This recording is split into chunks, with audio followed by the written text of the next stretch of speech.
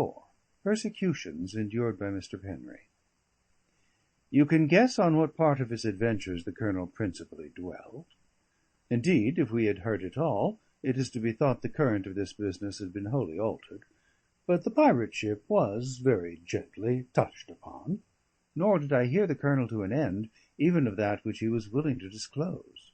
For Mr. Henry, having for some while been plunged in a brown study, rose at last from his seat, and, reminding the Colonel there were matters that he must attend to, bade me follow him immediately to the office. Once there, he sought no longer to dissemble his concern, walking to and fro in the room with a contorted face, and passing his hand repeatedly upon his brow. "We have some business," he began at last, and there broke off, declared we must have wine, and sent for a magnum of the best. This was extremely foreign to his habitudes; and what was still more so, when the wine had come, he gulped down one glass upon another, like a man careless of appearances. But the drink steadied him. "You will scarce be surprised, Mackellar," says he, "when I tell you that my brother, whose safety we are all rejoiced to learn, stands in some need of money." I told him I had misdoubted as much, but the time was not very fortunate, as the stock was low. "Not mine," said he. "There is the money for the mortgage." I reminded him it was Mrs. Henry's. "I will be answerable to my wife," he cried violently. "And then," said I, "there is the mortgage." "I know," said he. "It is on that I would consult you." I showed him how unfortunate a time it was to divert this money from its destination, and how, by so doing, we must lose the profit of our past economies, and plunge back the estate into the mire. I even took the liberty to plead with him; and when he still opposed me, with a shake of the head and a bitter dogged smile, my zeal quite carried me beyond my place. "This is midsummer madness," cried I, "and I for one will be no party to it." "You speak as though I did it for my pleasure," says he. "But I have a child now, and besides I love order. And to say the honest truth, Mackellar, I had begun to take a pride in the estates." He gloomed for a moment. "But what would you have?" he went on. "Nothing is mine, nothing. This day's news has knocked the bottom out of my life. I have only the name and the shadow of things, only the shadow. There is no substance in my rights." "They will prove substantial enough before a court," said I. He looked at me with a burning eye, and seemed to repress the word upon his lips. And I repented what I had said, for I saw that while he spoke of the estate, he had still a side thought to his marriage. And then, of a sudden, he twitched the letter from his pocket, where it lay all crumpled, smoothed it violently on the table, and read these words to me with a trembling tongue: "My dear Jacob." "This is how he begins," cries he. "My dear Jacob, I once called you so, you may remember, and you have now done the business, and flung my heels as high as Criffel." "What do you think of that, Mackellar?" says he, "from an only brother? I declare to God I liked him very well, I was always staunch to him, and this is how he writes. But I will not sit down under the imputation," walking to and fro. "I am as good as he. I am a better man than he. I call on God to prove it. I cannot give him all the monstrous sum he asks. He knows the estate to be incompetent. But I will give him what I have, and it is more than he expects. I have borne all this too long. See what he writes further on. Read it for yourself. I know you are a niggardly dog." "A niggardly dog? I niggardly?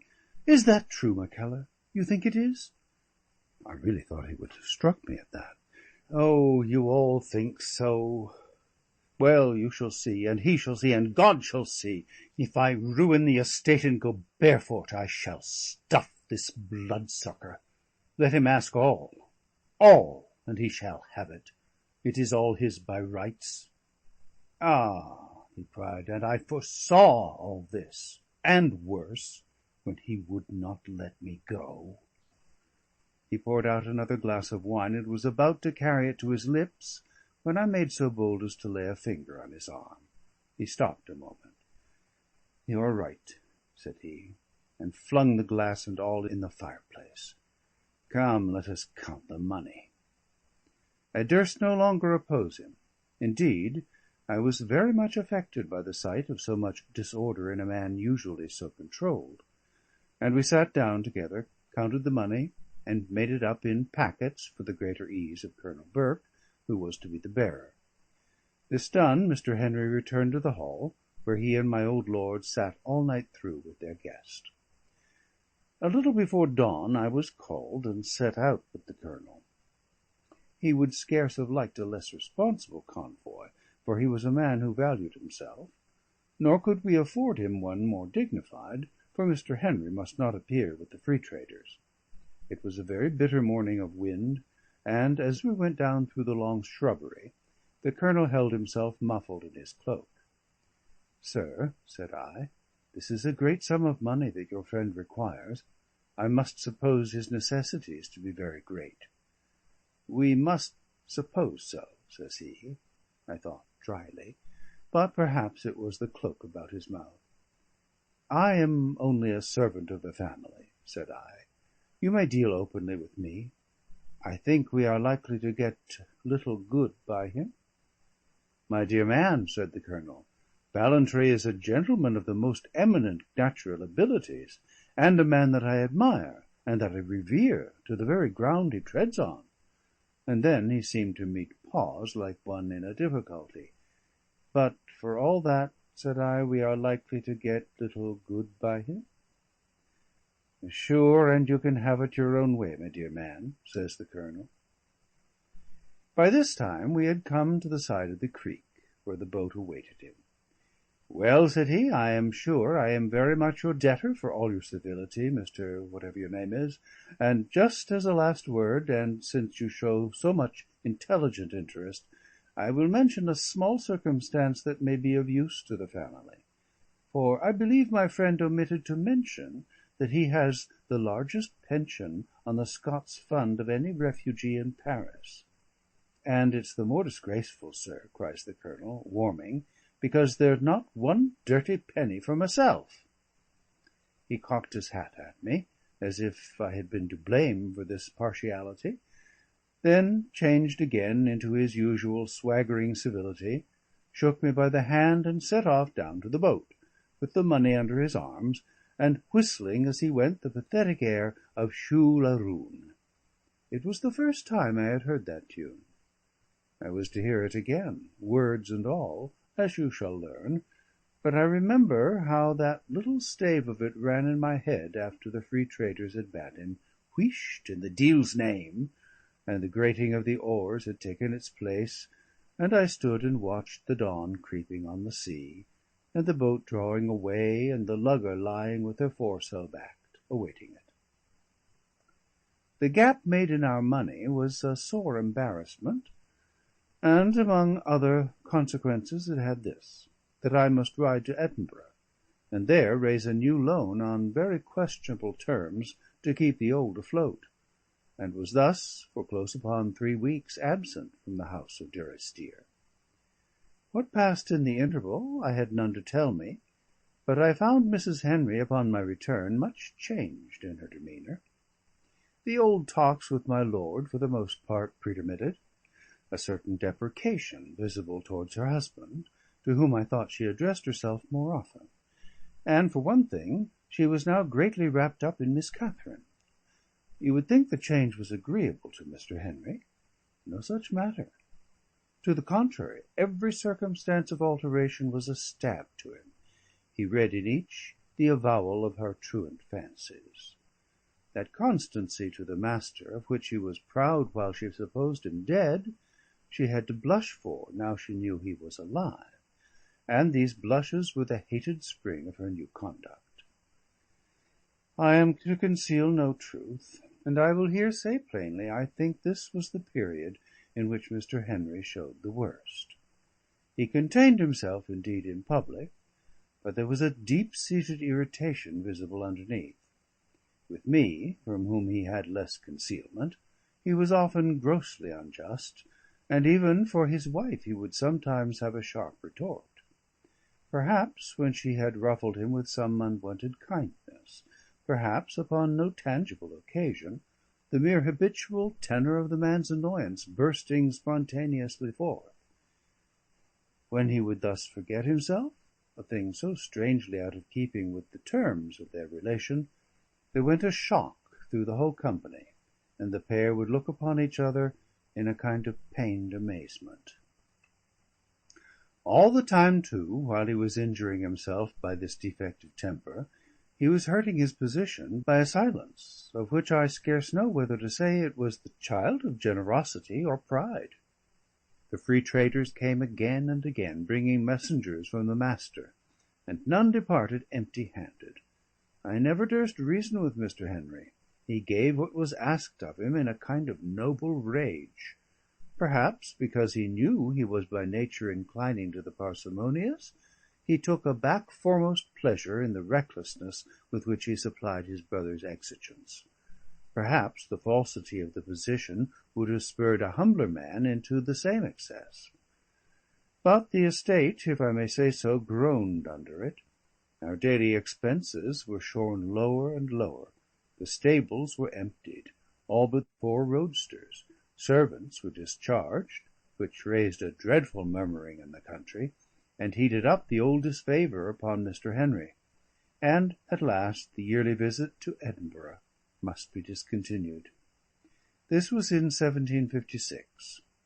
You are to suppose that for 7 years this bloodsucker had been drawing the life's blood from Durrisdeer, and that all this time my patron had held his peace. It was an effect of devilish malice in the Master that he addressed Mr. Henry alone upon the matter of his demands, and there was never a word to my lord. The family had looked on, wondering at our economies. They had lamented, I have no doubt, that my patron has become so great a miser, a fault always despicable, but in the young abhorrent, and Mr. Henry was not yet 30 years of age. Still, he had managed the business of Durrisdeer almost from a boy, and they bore with these changes in a silence as proud and bitter as his own, until the coping stone of the Edinburgh visit. At this time I believe my patron and his wife were rarely together, save at meals. Immediately on the back of Colonel Burke's announcement, Mrs. Henry made palpable advances. You might say she had laid a sort of timid court to her husband, different indeed from her former manner of unconcern and distance. I never had the heart to blame Mr. Henry because he recoiled from these advances, nor yet to censure the wife when she was cut to the quick by their rejection. But the result was an entire estrangement, so that, as I say, they rarely spoke except at meals. Even the matter of the Edinburgh visit was first broached at table, and it chanced that Mrs. Henry was that day ailing and querulous. She had no sooner understood her husband's meaning than the red flew in her face. "At last," she cried, "this is too much. Heaven knows what pleasure I have in my life, that I should be denied my only consolation. These shameful proclivities must be trod down. We are already a mark and an eyesore in the neighbourhood. I will not endure this fresh insanity." "I cannot afford it," says Mr. Henry. "Afford?" she cried. "For shame! But I have money of my own." "That is all mine, madam, by marriage," he snarled, and instantly left the room. My old lord threw up his hands to heaven, and he and his daughter, withdrawing to the chimney, gave me a broad hint to be gone. I found Mr. Henry in his usual retreat, the steward's room, perched on the end of the table, and plunging his penknife in it with a very ugly countenance. "Mr. Henry," said I, "you do yourself too much injustice, and it is time this should cease." "Oh," cries he, "nobody minds here. They think it only natural. I have shameful proclivities. I am a niggardly dog."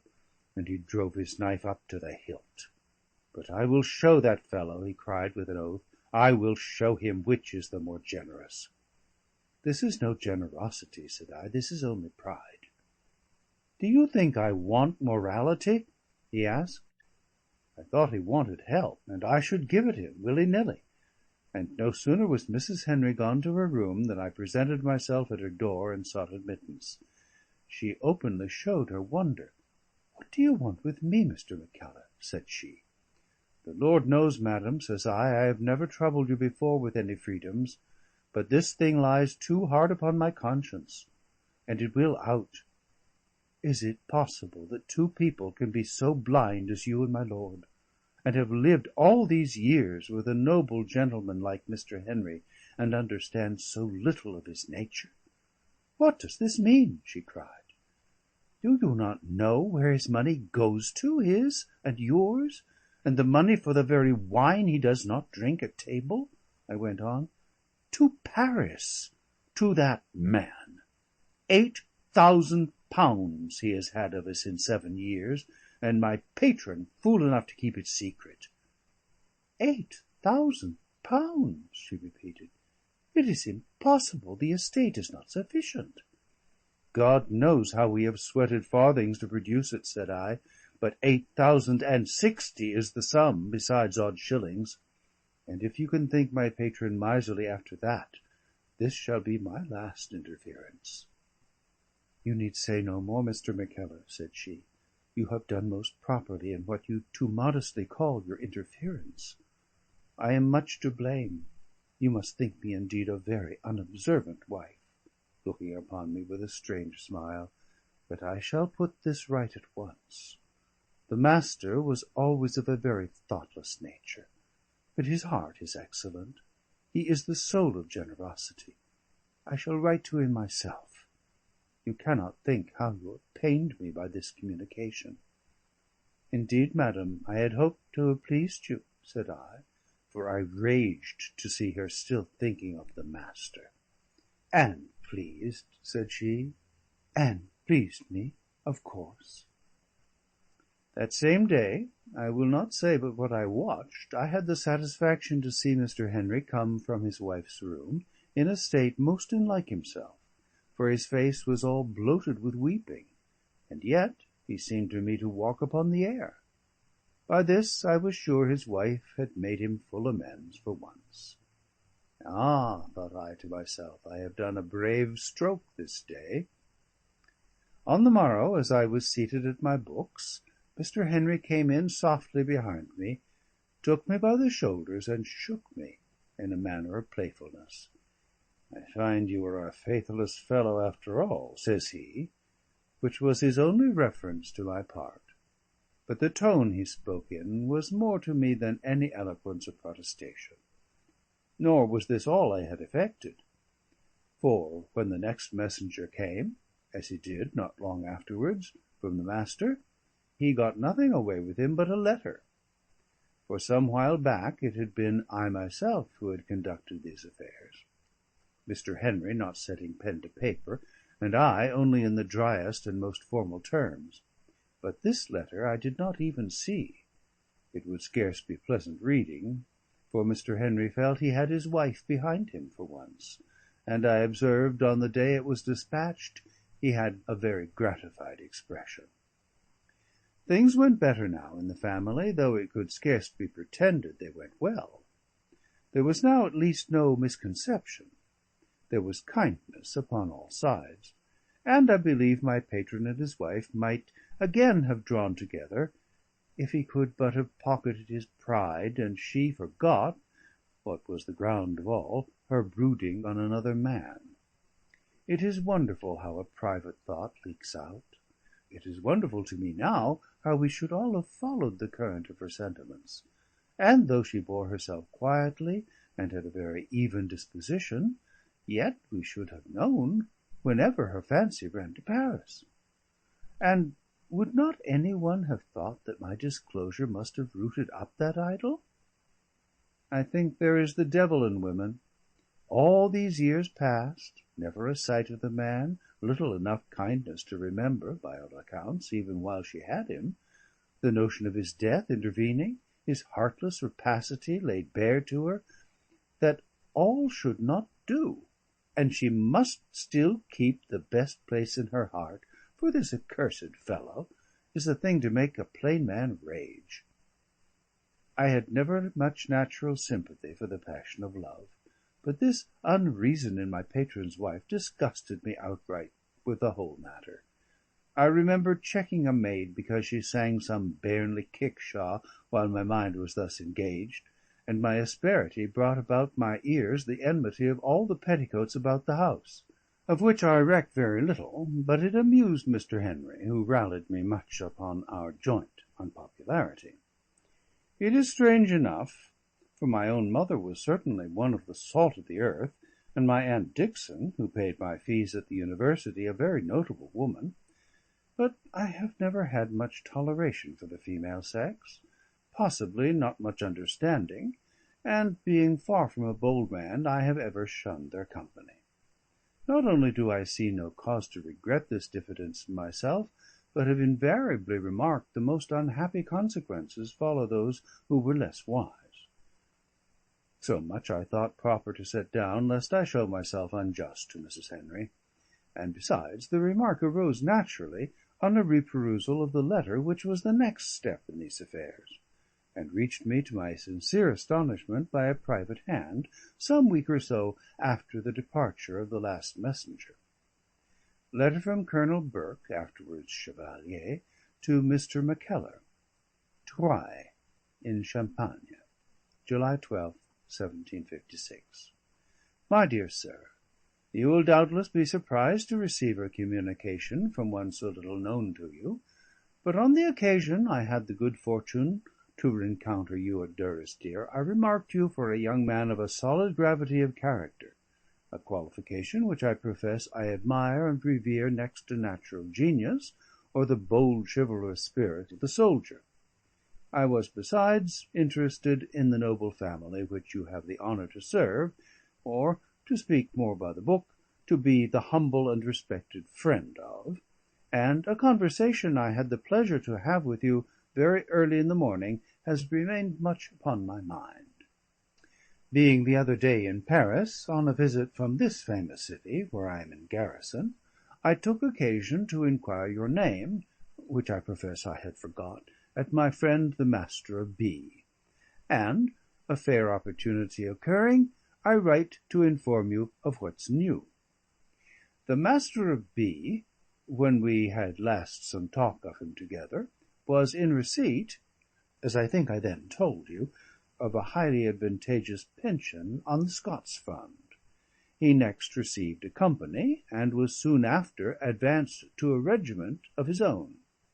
My dear sir, I do not offer to explain this circumstance, any more than why I myself, who have rid at the right hand of princes, should be fubbed off with a pair of colours and sent to rot in a hole at the bottom of the province. Accustomed as I am to courts, I cannot but feel it is no atmosphere for a plain soldier, and I could never hope to advance by similar means, even could I stoop to the endeavour.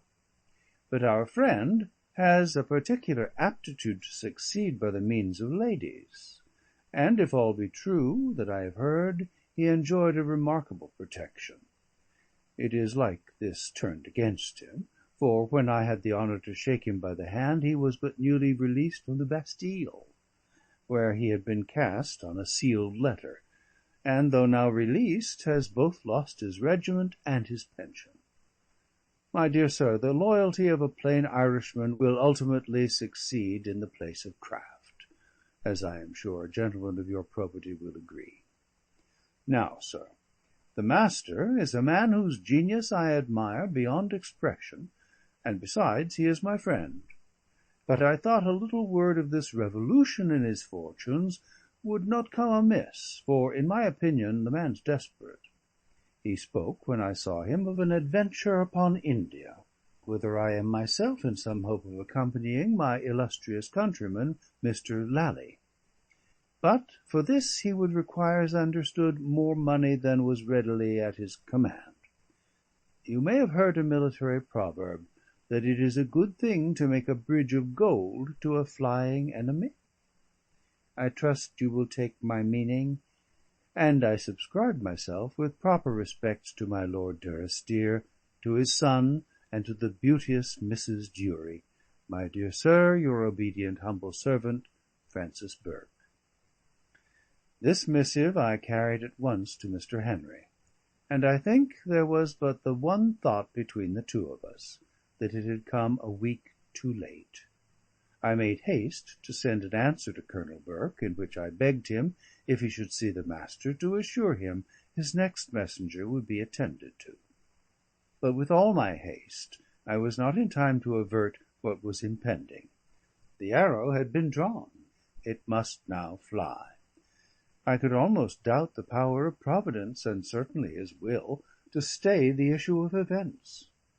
And it is a strange thought, how many of us had been storing up the elements of this catastrophe, for how long a time, and with how blind an ignorance of what we did. From the coming of the Colonel's letter I had a spy-glass in my room, began to drop questions to the tenant folk, and, as there was no great secrecy observed, and the free trade, in our part, went by force as much as stealth, I had soon got together a knowledge of the signals in use, and knew pretty well, to an hour, when any messenger might be expected. I say I questioned the tenants, for with the traders themselves, desperate blades that went habitually armed, I could never bring myself to meddle willingly. Indeed, by what proved in the sequel an unhappy chance, I was the object of scorn to some of these braggadocios, who had not only gratified me with a nickname, but catching me one night upon a by-path, and being all, as they would have said, somewhat merry, had caused me to dance for their diversion.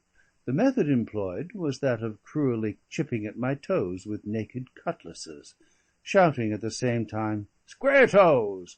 And, though they did me no bodily mischief, I was none the less deplorably affected, and was indeed for several days confined to my bed. A scandal on the state of Scotland, on which no comment is required. It happened on the afternoon of November 7th, in this same unfortunate year, that I espied during my walk the smoke of a beacon fire upon the Muckleross. It was drawing near time for my return, but the uneasiness upon my spirits was that day so great that I must burst through the thickets to the edge of what they call the Craighead. The sun was already down, but there was still a broad light in the west, which showed me some of the smugglers treading out their signal fire upon the Ross, and in the bay the lugger lying with her sails brailed up. She was plainly but new come to anchor, and yet the skiff was already lowered and pulling for the landing-place at the end of the long shrubbery, and this I knew could signify but one thing, the coming of a messenger for Durrisdeer. I laid aside the remainder of my terrors, clambered down the brae, a place I had never ventured through before, and was hid among the shoreside thickets in time to see the boat touch. Captain Crail himself was steering, a thing not usual. By his side there sat a passenger, and the men gave way with difficulty, being hampered with near upon half a dozen portmanteaus, great and small. But the business of landing was briskly carried through, and presently the baggage was all tumbled on shore, the boat on its return voyage to the lugger, and the passenger standing alone upon the point of rock, a tall, slender figure of a gentleman, habited in black, with a sword by his side and a walking cane upon his wrist. As he so stood, he waved the cane to Captain Crail by way of salutation, with something both of grace and mockery that wrote the gesture deeply on my mind. No sooner was the boat away with my sworn enemies than I took a sort of half courage, came forth to the margin of the thicket, and there halted again, my mind being greatly pulled about between natural diffidence and a dark foreboding of the truth. Indeed, I might have stood there swithering all night, had not the stranger turned, spied me through the mists, which were beginning to fall, and waved and cried on me to draw near. I did so, with a heart like lead. "Here, my good man," said he, in the English accent, "there are some things for Durrisdeer." I was now near enough to see him, a very handsome figure and countenance, swarthy, lean, long, with a quick, alert, black look, as of one who was a fighter and accustomed to command. Upon one cheek he had a mole, not unbecoming, A large diamond sparkled on his hand. His clothes, although of the one hue, were of a French and foppish design; his ruffles, which he wore longer than common, of exquisite lace; and I wondered the more to see him in such a guise when he was but newly landed from a dirty smuggling lugger. At the same time he had a better look at me, toised me a second time sharply, and then smiled. "I wager, my friend," says he, "that I know both your name and your nickname. I divine these very close upon your hand of writing, Mr. Mackellar." At these words I fell to shaking. "O," says he, "you need not be afraid of me. I bear no malice for your tedious letters, and it is my purpose to employ you a good deal. You may call me Mr. Bally. It is the name I have assumed; or rather, since I am addressing so great a precision, it is so I have curtailed my own. Come now, pick up that and that," indicating two of the portmanteaus. "That will be as much as you're fit to bear, and the rest can very well wait. Come, lose no more time, if you please." His tone was so cutting that I managed to do as he bid by a sort of instinct, my mind being all the time quite lost. No sooner had I picked up the portmanteaus than he turned his back and marched off through the long shrubbery, where it began already to be dusk, for the wood is thick and evergreen. I followed behind, loaded almost to the dust, although I profess I was not conscious of the burthen, being swallowed up by the monstrosity of this return, and my mind flying like a weaver's shuttle. On a sudden I set the portmanteaus to the ground and halted. He turned and looked back at me. "Well?" said he. "You are the Master of Ballantrae?" "You will do me the justice to observe," says he, "that I have made no secret with the astute Mackellar." "And in the name of God," cries I, "what brings you here? Go back while it is yet time." "I thank you," said he. "Your master has chosen this way, and not I. But since he has made the choice, he, and you also, must abide by the result.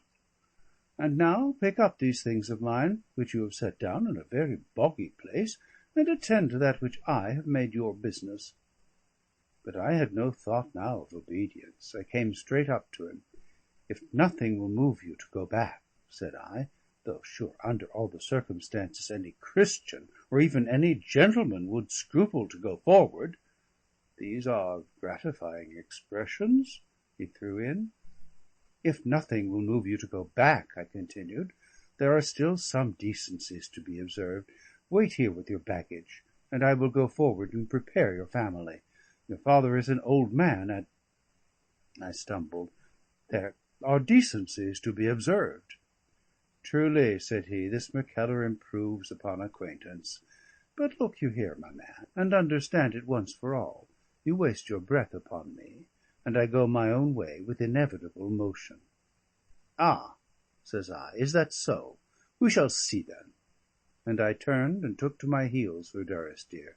He clutched at me and cried out angrily, and then I believe I heard him laugh; and then I am certain he pursued me for a step or two, and, I suppose, desisted.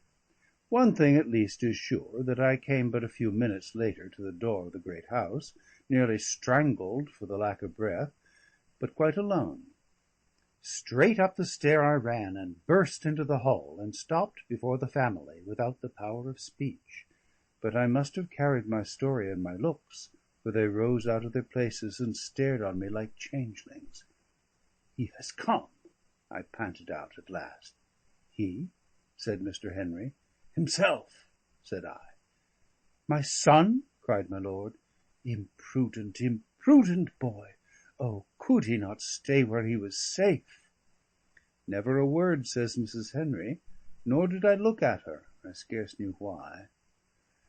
"Well," said Mr. Henry, with a very deep breath, "and where is he?" "I left him in the long shrubbery," said I.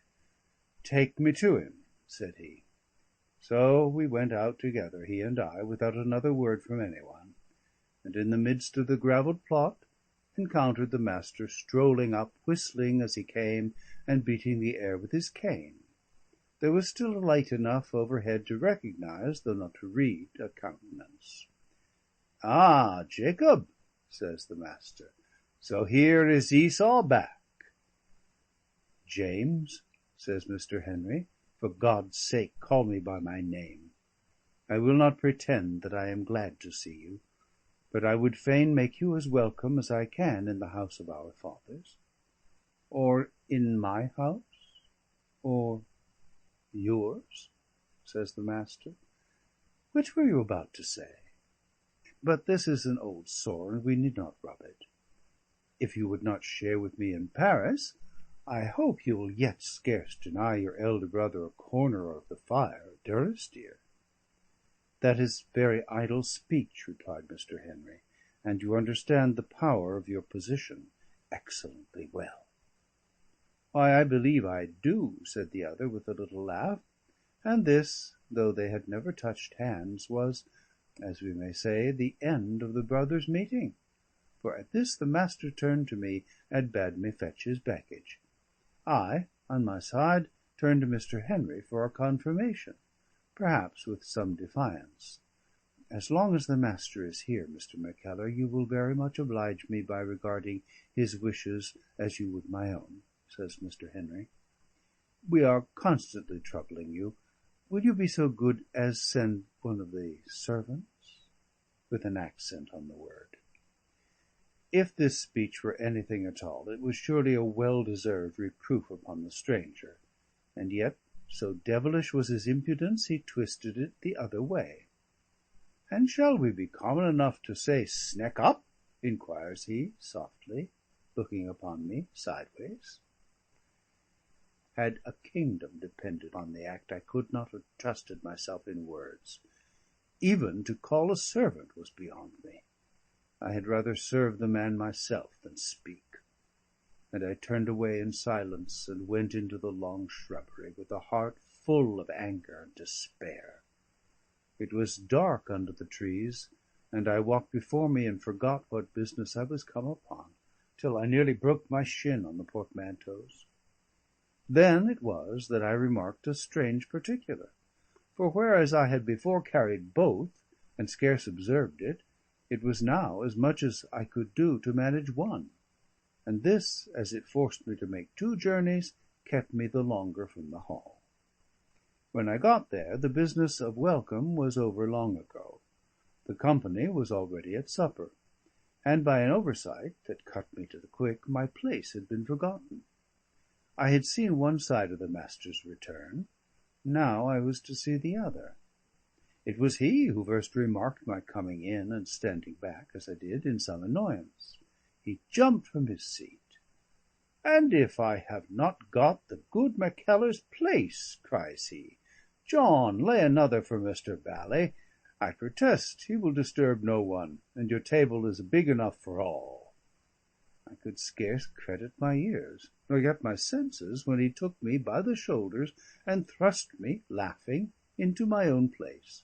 Such an affectionate playfulness was in his voice; and while John laid the fresh place for him, a thing on which he still insisted, he went and leaned on his father's chair and looked down upon him, and the old man turned about and looked upwards on his son with such a pleasant mutual tenderness that I could have carried my hand to my head in mere amazement. Yet all was of a piece. Never a harsh word fell from him, never a sneer showed upon his lip. He had laid aside even his cutting English accent, and spoke with the kindly Scots tongue that set a value on affectionate words; and though his manners had a graceful elegance mighty foreign to our ways in Durrisdeer, it was still a homely courtliness that did not shame but flattered us. All that he did throughout the meal, indeed, drinking wine with me with a notable respect, turning about for a pleasant word with John, fondling his father's hand, breaking into little merry tales of his adventures, calling up the past with happy reference, all he did was so becoming, and himself so handsome, that I could scarce wonder if my lord and Mrs. Henry sat about the board with radiant faces, or if John waited behind with dropping tears. As soon as supper was over, Mrs. Henry rose to withdraw. "This was never your way, Alison," said he. "It is my way now," she replied, which was notoriously false. "And I will give you a good night, James, and a welcome from the dead," said she, and her voice dropped and trembled. Poor Mr. Henry, who had made rather a heavy figure through the meal, was more concerned than ever, pleased to see his wife withdraw, and yet half displeased as he thought upon the cause of it, and the next moment altogether dashed by the fervour of her speech. On my part, I thought I was now one too many, and was stealing after Mrs. Henry when the Master saw me. "Now, Mr. Mackellar," says he, "I take this near on an unfriendliness. I cannot have you go. This is to make a stranger of the prodigal son, and let me remind you where, in his own father's house. Come, sit ye down, and drink another glass with Mr. Bally." "Ay, ay, Mr. Mackellar," says my lord, "we must not make a stranger either of him or you. I have been telling my son," he added, his voice brightening as usual on the word, "how much we valued all your friendly service." So I sat there, silent, till my usual hour, and might have been almost deceived in the man's nature, but for one passage, in which his perfidy appeared too plain. Here was the passage, of which, after what he knows of the brothers' meeting, the reader shall consider for himself. Mr. Henry sitting somewhat dully, in spite of his best endeavours to carry things before my lord, up jumps the Master, passes about the board, and claps his brother on the shoulder. "Come, come, Harry, lad," says he, with a broad accent, such as they must have used together when they were boys, "you must not be downcast because your brother has come home. All's yours, that's sure enough, and little I grudge it you. Neither must you grudge me my place beside my father's fire." "And that is too true, Henry," says my old lord, with a little frown, a thing rare with him. "You have been the elder brother of the parable, in the good sense. You must be careful of the other." "I am easily put in the wrong," said Mr. Henry. "Who puts you in the wrong?" cried my lord, I thought very tartly for so mild a man. "You have earned my gratitude and your brother's many thousand times. You may count on its endurance, and let that suffice." "Ay, Harry, that you may," said the Master, and I thought Mr. Henry looked at him with a kind of wildness in his eye. On all the miserable business that now followed, I have 4 questions that I asked myself often at the time, and ask myself still. Was the man moved by a particular sentiment against Mr. Henry, or by what he thought to be his interest, or by a mere delight in cruelty, such as cats display and theologians tell us of the devil, or by what he would have called love? My common opinion halts among the 3 first, but perhaps there lay at the spring of his behaviour an element of all. As thus: animosity to Mr. Henry would explain his hateful usage of him when they were alone. The interests he came to serve would explain his very different attitude before my lord. That, and some spice of a design of gallantry, his care to stand well with Mrs. Henry, and the pleasure of malice for itself, the pains he was continually at to mingle and oppose these lines of conduct. Partly because I was a very open friend to my patron, partly because in my letters to Paris I had often given myself some freedom of remonstrance, I was included in his diabolical amusement. When I was alone with him, he pursued me with sneers. Before the family, he used me with the extreme of friendly condescension. This was not only painful in itself, not only did it put me continually in the wrong, but there was in it an element of insult indescribable. That he should thus leave me out in his dissimulation, as though even my testimony were too despicable to be considered, galled me to the blood. But what it was to me is not worth notice. I make but memorandum of it here, and chiefly for this reason, that it had one good result, and gave me the quicker sense of Mr. Henry's martyrdom. It was on him the burthen fell. How was he to respond to the public advances of one who never lost a chance of gibing him in private? How was he to smile back on the deceiver and the insulter? He was condemned to seem ungracious. He was condemned to silence. Had he been less proud, had he spoken, who would have credited the truth? The acted calumny had done its work. My lord and Mrs. Henry were the daily witnesses of what went on. They could have sworn in court that the Master was a model of long-suffering good nature, and Mr. Henry a pattern of jealousy and thanklessness. And ugly enough as these must have appeared in any one, they seemed tenfold uglier in Mr. Henry, for who could forget that the Master lay in peril of his life, and that he had already lost his mistress, his title, and his fortune? "Henry, will you ride with me?" asked the Master one day. And Mr. Henry, who had been goaded by the man all morning, raps out, "I will not." "I sometimes wish you would be kinder, Henry," says the other, wistfully.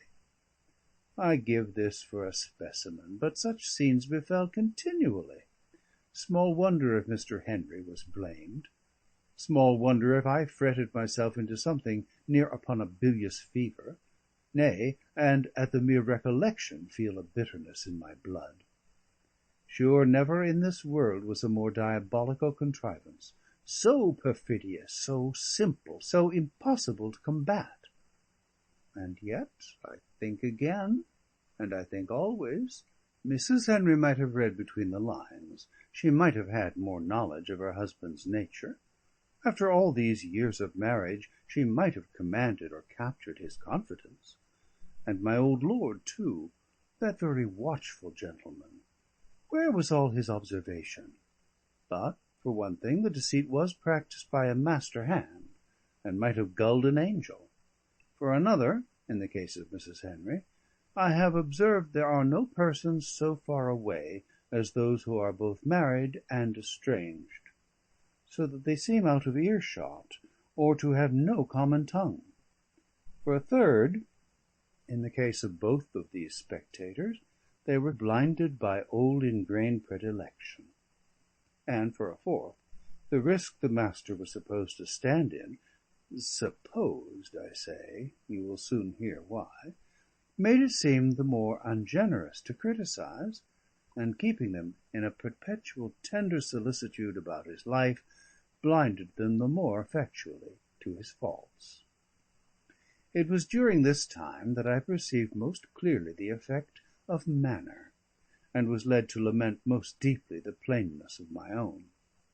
Mr. Henry had the essence of a gentleman.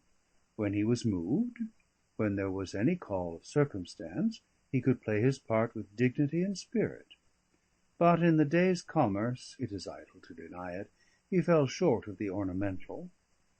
The Master, on the other hand, had never a movement but it commended him. So it befell that when the one appeared gracious and the other ungracious, every trick of their bodies seemed to call out confirmation.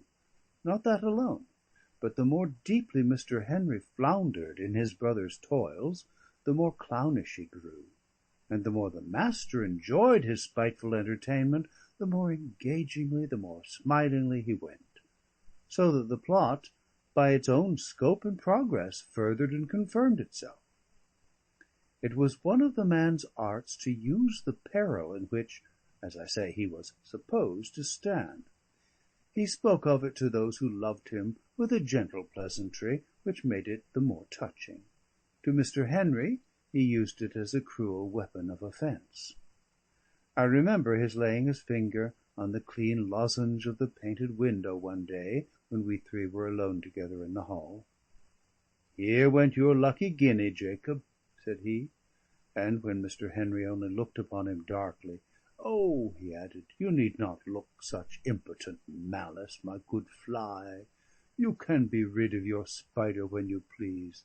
How long, O Lord? When are you to be wrought to the point of a denunciation, scrupulous brother? It is one of my interests in this dreary hole I ever loved experiment." Still Mr. Henry only stared upon him with a glooming brow and a changed colour; and at last the Master broke out in a laugh, and clapped him on the shoulder, calling him a sulky dog. At this my patron leaped back with a gesture I thought very dangerous, and I must suppose the Master thought so too, for he looked the least in the world discountenanced, and I do not remember him again to have laid hands on Mr. Henry. But though he had his peril always on his lips in one way or the other, I thought his conduct strangely incautious, and began to fancy the Government, who had set a price upon his head, was gone sound asleep. I will not deny I was tempted with the wish to denounce him, but two thoughts withheld me. One, that if he were thus to end his life upon an honourable scaffold, the man would be canonised for good in the minds of his father and my patron's wife. The other, that if I was any way mingled in the matter, Mr. Henry himself would scarce escape some glancings of suspicion. And in the meanwhile our enemy went in and out more than I could have thought possible. The fact that he was home again was buzzed about all the countryside, and yet he was never stirred. Of all these so many and so different persons who were acquainted with his presence, none had the least greed, as I used to say in my annoyance, or the least loyalty; and the man rode here and there, fully more welcome, considering the lees of old unpopularity, than Mr. Henry, and, considering the free traders, far safer than myself. Not but what he had a trouble of his own, and this, as it brought about the gravest consequences, I must now relate. The reader will scarce have forgotten Jessie Brown. Her way of life was much among the smuggling party. Captain Crail himself was one of her intimates, and she had early word of Mr. Bally's presence at the house. In my opinion, she had long ceased to care two straws for the Master's person, but it was become her habit to connect herself continually with the Master's name. That was the ground of all her play-acting; and so now, when he was back, she thought she owed it to herself to grow a haunter of the neighbourhood of Durrisdeer. The Master could scarce go abroad but she was there in wait for him, a scandalous figure of a woman, not often sober, hailing him wildly as "her bonny laddie," quoting pedlar's poetry, and, as I received the story, even seeking to weep upon his neck. I own I rubbed my hands over this persecution, but the Master, who laid so much upon others, was himself the least patient of men. There were strange scenes enacted in the policies. Some say he took his cane to her, and Jessie fell back upon her former weapons, stones. It is certain, at least, that he made a motion to Captain Crail to have the woman trepanned, and that the captain refused the proposition with uncommon vehemence. And the end of the matter was victory for Jessie. Money was got together. An interview took place, in which my proud gentleman must consent to be kissed and wept upon, and the woman was set up in a public of her own, somewhere on Solway side, but I forget where, and, by the only news I ever had of it, extremely ill-frequented. This is to look forward. After Jessie had been but a little while upon his heels, the Master comes to me one day in the steward's office, and with more civility than usual, "Mackellar," says he, "there's a damned crazy wench comes about here. I cannot well move in the matter myself, which brings me to you. Be so good as to see to it. The men must have a strict injunction to drive the wench away." "Sir," said I, trembling a little, "you can do your own dirty errands for yourself." He said not a word to that, and left the room. Presently came Mr. Henry. "Here is news," cried he. "It seems all is not enough, but you must add to my wretchedness. It seems you have insulted Mr. Bally." "Under your kind favour, Mr. Henry," said I, "it was he that insulted me, and, as I think, grossly. But I may have been careless of your position when I spoke, and if you think so when you know all, my dear patron, you have but to say the word." For you I would obey in any point whatever, even to sin, God pardon me." And thereupon I told him what had passed. Mr. Henry smiled to himself, a grimmer smile I never witnessed. "You did exactly well," said he. "He shall drink his Jessie Brown to the dregs." And then, spying the Master outside, he opened the window, and crying to him by the name of Mr. Bally, asked him to step up and have a word. "James," said he, when our persecutor had come in and closed the door behind him, looking at me with a smile, as if he thought I was to be humbled, "you brought me a complaint against Mr. Mackellar, into which I have inquired. I need not tell you I would always take his word against yours, for we are alone, and I am going to use something of your own freedom. Mr. Mackellar is a gentleman I value, and you must contrive, so long as you are under this roof, to bring yourself into no more collisions with one whom I will support at any possible cost to me or mine. As for the errand upon which you came to him, you must deliver yourself from the consequences of your own cruelty, and none of my servants shall be at all employed in such a case." "My father's servants, I believe," said the Master. "Go to him with this tale," said Mr. Henry. The Master grew very white. He pointed at me with his finger. "I want that man discharged," he said. "He shall not be," said Mr. Henry. "You shall pay pretty dear for this," says the Master. "I have paid so dear already for a wicked brother," said Mr. Henry, "that I am bankrupt even of fears.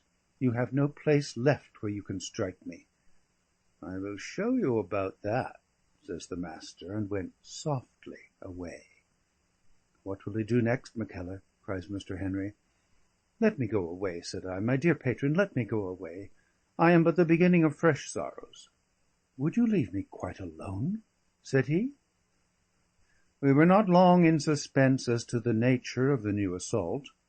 Up to that hour the Master had played a very close game with Mrs. Henry, avoiding pointedly to be alone with her, which I took at the time for an effect of decency, but now think to have been a most insidious art, meeting her, you may say, at meal-time only, and behaving, when he did so, like an affectionate brother. Up to that hour, you may say, he had scarce directly interfered between Mr. Henry and his wife, except in so far as he had manoeuvred the one quite forth from the good graces of the other. Now all that was to be changed; but whether really in revenge, or because he was wearying of Durrisdeer, and looked about for some diversion, who but the devil shall decide? From that hour, at least, began the siege of Mrs. Henry, a thing so deftly carried on that I scarce know if she was aware of it herself, and that her husband must look on in silence. The first parallel was opened, as was made to appear, by accident. The talk fell, as it did often, on the exiles in France, so it glided to the matter of their songs. "There is one," says the Master, "if you are curious in these matters, that has always seemed to me very moving. The poetry is harsh, and yet, perhaps because of my situation, it has always found the way to my heart. It is supposed to be sung, I should tell you, by an exile's sweetheart, and represents, perhaps, not so much the truth of what she is thinking as the truth of what he hopes of her, poor soul, in these far lands." And here the Master sighed. I protest it is a pathetic sight when a score of rough Irish, all common sentinels, get to this song, and you may see by their falling tears how it strikes home to them. "It goes thus, father," says he, very adroitly taking my lord for his listener, "and if I cannot get to the end of it, you must think it is a common case with us exiles." And thereupon he struck up the same air as I had heard the Colonel whistle, but now to words, rustic indeed, yet most pathetically setting forth a poor girl's aspirations for an exiled lover, of which one verse indeed, or something like it, still sticks by me. "Oh, I will dye my petticoat red, with my dear boy I'll bake my bread. Though all my friends should wish me dead, O Willie, among the rushes all. He sang it well, even as a song, but he did better yet as a performer. I have heard famous actors, when there was not a dry eye in the Edinburgh theatre, a great wonder to behold, but no more wonderful than how the master played upon that little ballad, and on those who heard him, like an instrument, and seemed now upon the point of failing, and now to conquer his distress, so that words and music seemed to pour out of his own heart and his own past, and to be aimed directly at Mrs. Henry. And his art went further yet, for all was so delicately touched it seemed impossible to suspect him of the least design, and so far from making a parade of emotion, you would have sworn he was striving to be calm. When it came to an end, we all sat silent for a time. He had chosen the dusk of the afternoon, so that none could see his neighbour's face, but it seemed as if we held our breathing. Only my old lord cleared his throat. The first to move was the singer, who got to his feet suddenly and softly, and went and walked softly to and fro in the low end of the hall, Mr. Henry's customary place. We were to suppose that he there struggled down the last of his emotion, for he presently returned and launched into a disquisition on the nature of the Irish, always so much miscalled, and whom he defended, in his natural voice, so that, before the lights were brought, we were in the usual course of talk. But even then, methought Mrs. Henry's face was a shade pale, and for another thing she withdrew almost at once. The next sign was a friendship this insidious devil struck up with innocent Miss Catherine, so that they were always together hand in hand, or she climbing on his knee, like a pair of children. Like all his diabolical acts, this cut in several ways. It was the last stroke to Mr. Henry, to see his own babe debauched against him. It made him harsh with the poor innocent, which brought him still a peg lower in his wife's esteem, and, to conclude, it was a bond of union between the lady and the master. Under this influence their old reserve melted by daily stages. Presently there came walks in the long shrubbery, talks in the belvedere, and I know not what tender familiarity. I am sure Mrs. Henry was like many a good woman. She had a whole conscience, but perhaps by the means of a little winking. For even to so dull an observer as myself, it was plain her kindness was of a more moving nature than the sisterly. The tones of her voice appeared more numerous, she had a light and softness in her eye, she was more gentle with all of us, even with Mr. Henry, even with myself. Methought she breathed of some quiet melancholy happiness. To look on at this, what a torment it was for Mr. Henry, and yet it brought our ultimate deliverance, as I am soon to tell. The purport of the master's stay was no more noble, gild it as they might, than to wring money out. He had some design of a fortune in the French Indies, as the Chevalier wrote me, and it was the sum required for this that he came seeking. For the rest of the family it spelled ruin. But my lord, in his incredible partiality, pushed ever for the granting. The family was now so narrowed down, indeed there were no more of them than just the father and the two sons, that it was possible to break the entail and alienate a piece of land. And to this, at first by hints and then by open pressure, Mr. Henry was brought to consent.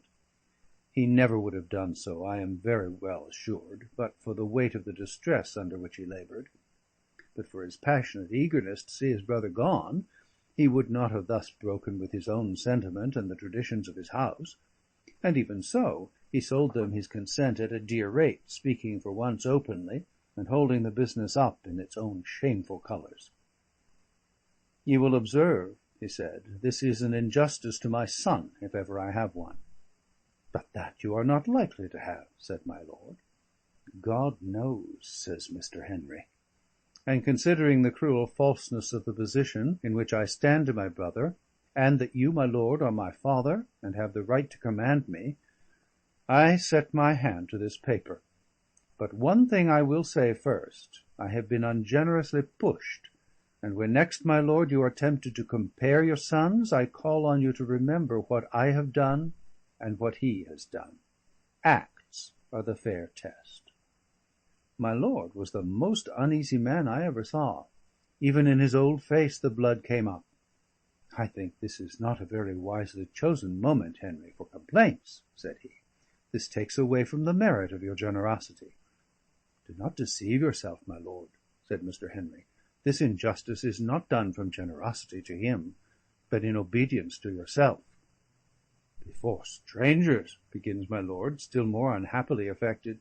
"There is no one but Mackellar here," said Mr. Henry. "He is my friend. And, my lord, as you make him no stranger to your frequent blame, it were hard if I must keep him one to a thing so rare as my defence." Almost I believe my lord would have rescinded his decision, but the Master was on the watch. "Ah, Henry, Henry," says he, "you are the best of us still, rugged and true. Ah, man, I wish I was as good." And at that instance of his favourite's generosity, my lord desisted from his hesitation, and the deed was signed. As soon as it could be brought about, the land of Auchterhall was sold for much below its value, and the money paid over to our leech, and sent by some private carriage into France. And now here was all the man's business brought to a successful head, and his pockets once more bulging with our gold. And yet the point for which we had consented to this sacrifice was still denied us, and the visitor still lingered on at Durrisdeer. Whether in malice, or because the time was not yet come for his adventure to the Indies, or because he had hopes of his design on Mrs. Henry, or from the orders of the government, who shall say? But linger he did, and that for weeks. You will observe, I say, from the orders of the government. For about this time the man's disreputable secret trickled out. The first hint I had was from a tenant, who commented on the Master's stay, and yet more on his security. For this tenant was a Jacobitish sympathiser, and had lost a son at Culloden, which gave him the more critical eye. "There is one thing," said he, "that I cannot but think strange, and that is how he got to Cockermouth."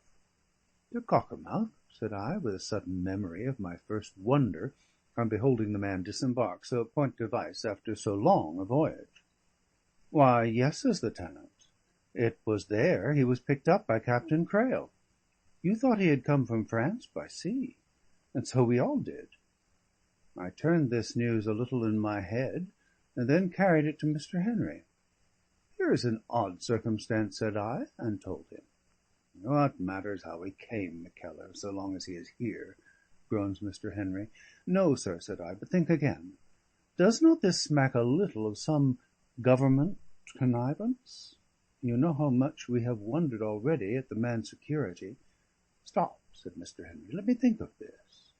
And as he thought, there came that grim smile upon his face that was a little like the Master's. "Give me paper," said he, and he sat without another word and wrote to a gentleman of his acquaintance. I will name no unnecessary names, but he was one in a high place.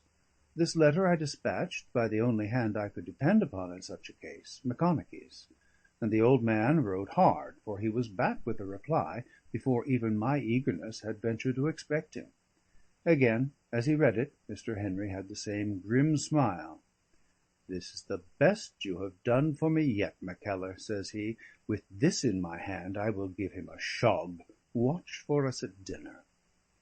At dinner, accordingly, Mr. Henry proposed some very public appearance for the Master, and my lord, as he had hoped, objected to the danger of the course. "Oh," says Mr. Henry, very easily, "you need no longer keep this up with me. I am as much in the secret as yourself." "In the secret?" says my lord. "What do you mean, Henry? I'll give you my word I am in no secret from which you are excluded." The Master had changed countenance, and I saw he was struck in a joint of his harness. "How?" says Mr. Henry, turning to him with a huge appearance of surprise. "I see you serve your masters very faithfully, but I had thought you would have been humane enough to set your father's mind at rest." "What are you talking of? I refuse to have my business publicly discussed." "I order this to cease," cries the Master, very foolishly and passionately, and indeed more like a child than a man. "So much discretion was not looked for at your hands, I can assure you," continued Mr. Henry. "For see what my correspondent writes," unfolding the paper. Quote, "It is, of course, in the interests both of the Government and the gentleman whom we may perhaps best continue to call Mr. Bally, to keep this understanding secret. But it was never meant his own family should continue to endure the suspense you paint so feelingly, and I am pleased mine should be the hand to set these fears at rest.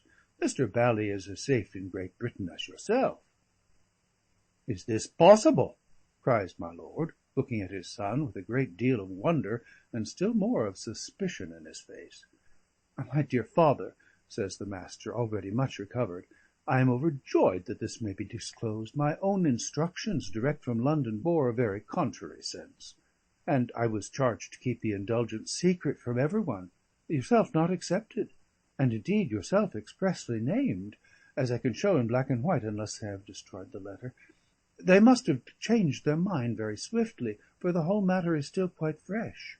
Or rather, Henry's correspondent must have misconceived that part, as he seems to have misconceived the rest.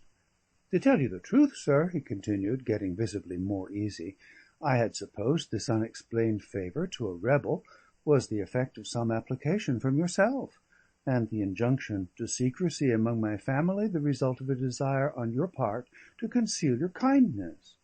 Hence I was the more careful to obey orders. It remains now to guess by what other channel indulgence can have flowed on so notorious an offender as myself. For I do not think your son need defend himself from what seems hinted at in Henry's letter. I have never yet heard of a Durrisdeer who was a turncoat or a spy," says he, proudly. And so it seemed he had swum out of this danger unharmed. But this was to reckon without a blunder he had made, and without the pertinacity of Mr. Henry, who was now to show he had something of his brother's spirit. "You say the matter is still fresh?" says Mr. Henry. "It is recent," says the Master, with a fair show of stoutness, and yet not without a quaver. "Is it so recent as that?" asks Mr. Henry, like a man a little puzzled, and spreading his letter forth again. In all the letter there was no word as to the date, but how was the Master to know that? "It seemed to come late enough for me," says he, with a laugh. And at the sound of that laugh, which rang false, like a cracked bell, my lord looked at him again across the table, and I saw his old lips draw together close. "No," said Mr. Henry, still glancing on his letter, "but I remember your expression. You said it was very fresh." And here we had a proof of our victory, and the strongest instance yet of my lord's incredible indulgence. For what must he do but interfere to save his favourite from exposure? "I think, Henry," says he, with a kind of pitiful eagerness, "I think we need dispute no more. We are all rejoiced at last to find your brother safe. We are all at one on that, and as grateful subjects we can do no less than drink to the King's health and bounty." Thus was the Master extricated, but at least he had been put to his defence. He had come lamely out, and the attraction of his personal danger was now publicly plucked away from him. My lord, in his heart of hearts, now knew his favourite to be a Government spy, and Mrs. Henry, however she explained the tale, was notably cold in her behaviour to the discredited hero of romance. Thus, in the best fabric of duplicity, there is some weak point, if you can strike it, which will loosen all, and if, by this fortunate stroke, we had not shaken the idol, who can say how it might have gone with us at the catastrophe? And yet, at the time, we seemed to have accomplished nothing. Before a day or two, he had wiped off the ill results of his discomfiture, and to all appearance stood as high as ever. As for my Lord Durrisdeer, he was sunk in paternal partiality. It was not so much love, which should be an active quality, as an apathy and torpor of his other powers, and forgiveness, so to misapply a noble word, flowed from him in sheer weakness, like the tears of senility. Mrs. Henry's was a different case, and heaven alone knows what he found to say to her, or how he persuaded her from her contempt. It is one of the worst things of sentiment that the voice grows to be more important than the words, and the speaker than that which is spoken. But some excuse the Master must have found, or perhaps he had even struck upon some art to wrest this exposure to his own advantage, for after a time of coldness it seemed as if things went worse than ever between him and Mrs. Henry. They were constantly together.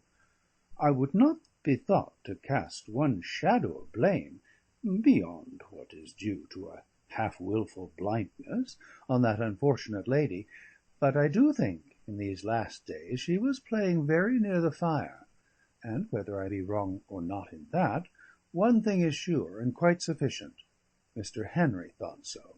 The poor gentleman sat for days in my room, so great a picture of distress that I could never venture to address him. Yet it is to be thought he found some comfort even in my presence and the knowledge of my sympathy.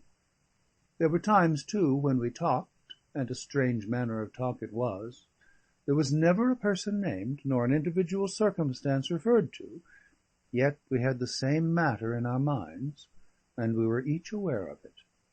It is a strange art that can thus be practised, to talk for hours of a thing, and never name, nor yet so much as hint at it. And I remember I wondered if it was by some such natural skill that the Master made love to Mrs. Henry all day long, as he manifestly did, yet never startled her into reserve. To show how far affairs had gone with Mr. Henry, I will give some words of his, uttered, as I have cause not to forget, upon the 26th of February, 1757. It was unseasonable weather, a cast back into winter, windless, bitter cold, the world all white with rime, the sky low and grey, the sea black and silent like a quarry hole.